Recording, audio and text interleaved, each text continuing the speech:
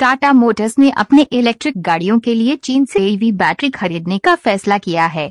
इस फैसले पर चीन की सरकारी मीडिया ग्लोबल टाइम्स ने जमकर खुशी का इजहार किया है।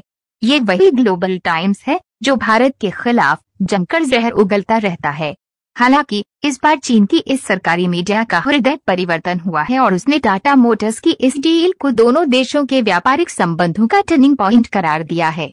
ग्लोबल टाइम्स ने कहा है कि टाटा मोटर्स का ये कदम ग्रीन एनर्जी को बढ़ावा देगा और दोनों देशों के संबंधों को मजबूत बनाएगा। भारत को लेकर झूठा प्रचार कर रहे पश्चिमी देश ग्लोबल टाइम्स ने लिखा, पिछले कुछ समय से इलेक्ट्रिक वाहन अंतर्राष्ट्रीय स्तर पर सुर्खियों में छाए रहे हैं। ईवी जैसे नवीन एनर्जी को बढ़ावा देने वाले बिजनेस ने ट्रेड वार का जरिया बन गए हैं।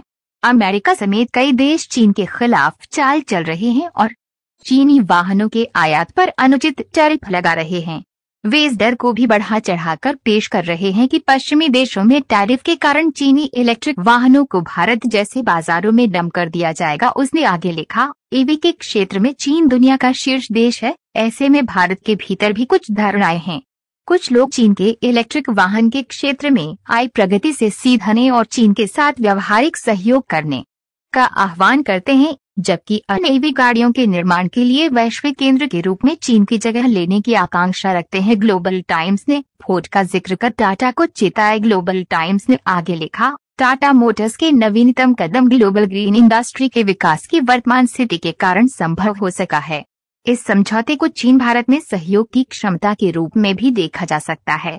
जैसा कि अमेरिकी वाहन निर्माता फोर्ड ने हाल ही में कहा, एक किफायती इलेक्ट्रिक वाहन एक किफायती बैटरी से शुरू होता है। फोर्ड इस सिद्धांत को गहराई से समझता है।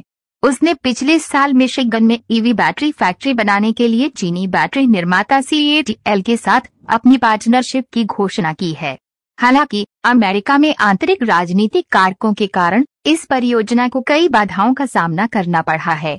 स्पष्ट रूप से टाटा मोटर्स फोर्ड की गलतियों को दोहराना नहीं चाहता है, खासकर कीमतों को लेकर संवेदनशील भारतीय बाजार में भारत के नवीन एनर्जी इनिशिएटिव की तारीफ चीन की सरकारी मीडिया ने कहा। इससे भी महत्वपूर्ण बात यह है कि वैश्विक स्तर पर ग्रीन एनर्जी इंडस्ट्री के राजनीतिकरण का जोखिम बढ़ रहा है।